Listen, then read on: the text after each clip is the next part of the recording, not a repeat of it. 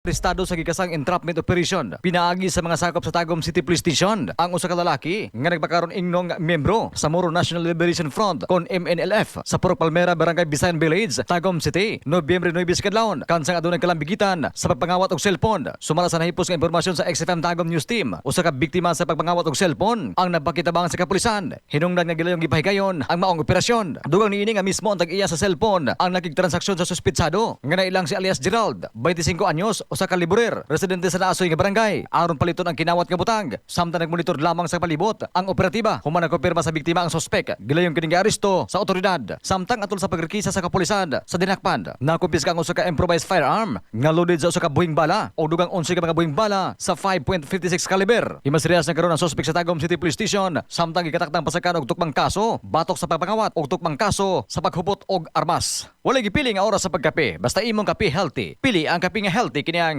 Santon Plus Coffee Mix. Alang sa nakayusang Pilipino para sa Pilipinas, katropang Larsanyol, XFM News.